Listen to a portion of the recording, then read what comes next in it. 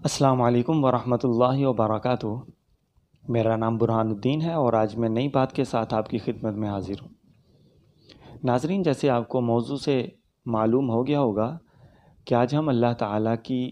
تخلیقات میں سے ایک تخلیق چونٹی پر گفتگو کرنا چاہ رہے ہیں۔ چونٹی کے متعلق قرآن مجید میں اللہ تبارک و تعالیٰ نے سورۃ النمل میں کیا ذکر فرمایا ہے، پہلے ہم اس کا مطالعہ کرتے ہیں اور اس کے بعد ہم انشاءاللہ العزیز اس پر تفصیلی بات کریں گے۔ جیسا کہ ہم سب کو معلوم ہے کہ اللہ تبارک و تعالیٰ نے سیدنا سلیمان علیہ السلام کو یہ طاقت عطا کی تھی، یہ صلاحیت عطا کی تھی کہ وہ جانوروں کی زبان سمجھ سکتے تھے۔ تو انہی کے واقعے کے ضمن میں اللہ تبارک و تعالیٰ نے چونٹیوں کا واقعہ قرآن مجید میں بیان کیا ہے۔ اب ہم اس کا مطالعہ کرتے ہیں۔ وَحُشِرَ لِسُلَيْمَانَ جُنُودُهُ مِنَ الْجِنِّ وَالْإِنسِ وَالطَّيْرِ فَهُمْ يُوزَعُونَ، اور سلیمان علیہ السلام کے لیے اس کے جنوں، انسانوں اور پرندوں کے لشکر جمع کر دیے گئے اور ان کی صف بندی کر دی گئی۔ حَتَّى إِذَا أَتَوْا عَلَى وَادِ النَّمْلِ، یہاں تک کہ جب وہ چونٹیوں کی ایک وادی پر پہنچے تو قالت نملۃ یا ایھا النمل ادخلوا مساکنکم، تو ایک چونٹی بول اٹھی، چونٹیوں اپنے اپنے بھلوں میں گھس جاؤ۔ لا یحطمنکم سلیمان وجنودہ وہم لا یشعرون، ایسا نہ ہو کہ سلیمان اور اس کا لشکر تمہیں کچل ڈالیں اور انہیں خبر بھی نہ ہو۔ ناظرین، اس آیت مبارکہ میں اللہ تبارک و تعالی نے سیدنا سلیمان علیہ السلام کے واقعے کے ضمن میں چونٹیوں کا بیان کیا ہے کہ اللہ تبارک و تعالی نے اس مخلوق کو بھی سوچنے، سمجھنے اور بولنے کی صلاحیت عطا کی ہے۔ زمانہ قدیم میں جب قرآن مجید کا نزول ہوا اور اس کے بعد کے زمانے میں بھی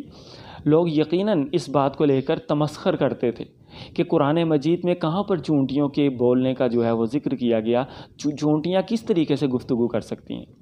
لیکن آج کی سائنس جو ہے اس بات کو تسلیم کر چکی ہے کہ چونٹیاں باقاعدہ طور پر گفتگو بھی کرتی ہیں اور ان کے رہنے سہنے کا انداز بھی انسانی سوسائٹی سے کافی حد تک مماثل ہوتا ہے۔ ہمارے ہاں ایک بہت بڑا المیہ یہ ہے کہ جب بات آتی ہے قرآن مجید کی تو ہم اس میں تو دو رائے رکھتے ہیں کہ ایسا کیسے ہو سکتا ہے، ایسا ممکنات میں سے ہے یا نہیں ہے۔ لیکن جب بات آتی ہے سائنس کی یا کسی سائنٹسٹ کی تو ہم فوراً سے اس بات کو قبول کر لیتے ہیں، حالانکہ تحقیق ہم نے اس کی بات پر بھی نہیں کی ہوئی ہوتی۔ لیکن اللہ کی بات پر یقین کرنے میں ہمارا دل جو ہے وہ ڈاواڈول کا شکار رہتا ہے۔ لیکن جہاں پر بات سائنس کی آتی ہے ہم فوراً سے اس بات کو قبول کر لیتے ہیں۔ جیسے مثال کے طور پر کہ جی چاند پر انسان چلا گیا تو ہم نے اس بات کو فوراً سے قبول کر لیا کہ چاند پر انسان چلا گیا، ہم نے قبول کر لیا۔ نہ تو ہم نے کسی شخص کو جاتے ہوئے چاند پر دیکھا اور نہ ہی ہم اس شخص سے خود ملے جس نے کہا کہ میں چاند پر پہنچا، لیکن ہم نے اس کی بات کو دل و جان سے قبول کر لیا۔ لیکن جب بات ہوئی جناب نبی اکرم صلی اللہ علیہ وسلم کے سفر معراج کی تو وہاں پر ہم دو رائے کا شکار ہو گئے کہ حضور صلی اللہ علیہ وآلہ وسلم جو تھے وہ خود تشریف لے گئے یا رسول اللہ صلی اللہ علیہ وسلم کو خواب میں سیر کروائی گئی یا اپنے جسم کے ساتھ رسول اللہ صلی اللہ علیہ وسلم تشریف لے گئے۔ تو یہ ہمارے ہاں لمحہ فکریہ ہے کہ ہم اللہ کی بات اور رسول اللہ صلی اللہ علیہ وسلم کی بات کو ماننے سے تو جو ہے وہ قاصر ہوتے ہیں، لیکن جہاں پر سائنس کی بات آ جائے ہم فوراً سے اس بات کو قبول کر لیتے ہیں۔ تو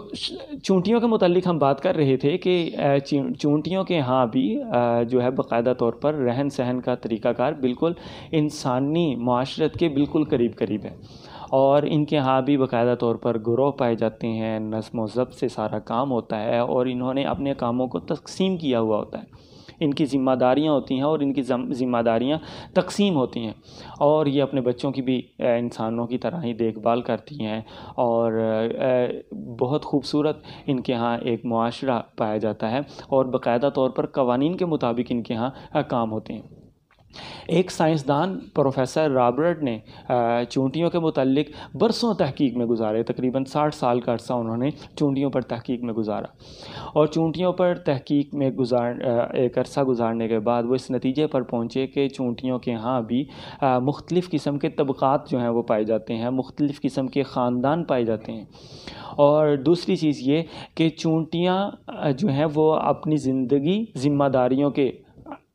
تحت گزارتی ہیں، یعنی ہر چونٹی کی کوئی نہ کوئی ذمہ داری ہوتی ہے، اور اس کی ذمہ داری ہوتی ہے اپنے کام کو اچھے طریقے سے انجام دینا۔ اگر وہ اپنے کام کو اچھے طریقے سے انجام نہیں دیتی تو باقاعدہ طور پر اس کی سرزنش ہوتی ہے اور اس کی پکڑ کی جاتی ہے۔ اور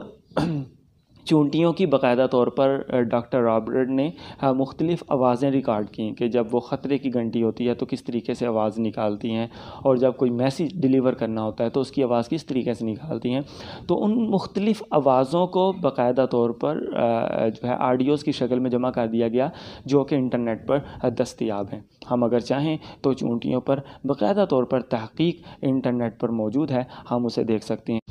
اسی طریقے سے عدنان صاحب جو کہ ترکی کے بہت بڑے عالم ہیں، انہوں نے چونٹیوں کی زندگی پر اور اس کے علاوہ دیگر جانوروں کی زندگی پر بھی آرٹیکلز لکھے ہیں، جو چونٹیوں کی زندگی پر جو ان کا آرٹیکل ہے وہ پڑھنے کے لائق ہے۔ تو ڈاکٹر رابرٹ نے چونٹیوں کی آوازوں کو جو ہے وہ انٹرنیٹ پر جمع کیا ہے، تو ہم اس پر بھی وہاں سے بھی ہم اس چیز کو دیکھ سکتے ہیں۔ اور دوسرا، اس تحقیق کو انہوں نے اپنی 2006 میں میگزین میں شائع کیا تھا، جس کا نام ہے journal of sounds and vibrations. ہمیں چاہیے کہ ہم ضرور ان کے اس میگزین سے بھی استفادہ کریں۔ انٹرنیٹ پر سب چیزیں موجود ہیں، اور مزید ہم اگر اسٹڈی کرنا چاہیں تو ہم چونٹیوں کے متعلق اسٹڈی انٹرنیٹ سے کر سکتے ہیں۔ تو اس ساری بات سے کے کرنے کا مقصد یہ ہے کہ ہمیں یہ بات معلوم ہوئی کہ آج سے 1450 سال پہلے قرآن مجید نے جو بات کہی تھی، آج کی سائنس نے اس بات کو تسلیم کر لیا، اور آج ہمیں قرآن مجید کی سچائی کو تسلیم کر لینا چاہیے، اور قرآن مجید کے ساتھ اپنے تعلق کو مزید مضبوط کرنا چاہیے، اور قرآن مجید میں غور و فکر کرنا چاہیے۔ جب انسان قرآن مجید میں غور و فکر کرتا ہے تو اللہ تبارک و تعالی اس پر بہت سے دروازے جو ہیں وہ کھول دیتے ہیں۔ تو اس لیے میں سمجھتا ہوں کہ ہمیں قرآن مجید میں غور و فکر کرتے رہنا چاہیے، تاکہ اور بہت سی باتیں جو قرآن مجید میں بیان ہوئی ہیں لیکن سائنس نے ابھی اسے نہیں مانا، تو ان قریب سائنس ان باتوں کو بھی تسلیم کر لے گی، لیکن ہمیں مسلمان ہونے کے ناطے ان باتوں کے متعلق مکمل طور پر آگاہی ہونی چاہیے۔ اللہ تبارک و تعالیٰ سے دعا ہے اللہ تعالیٰ مجھے اور آپ کو عمل کرنے کی اور قرآن مجید میں غور و فکر کرنے کی توفیق عطا فرمائے۔ السلام علیکم ورحمۃ اللہ وبرکاتہ۔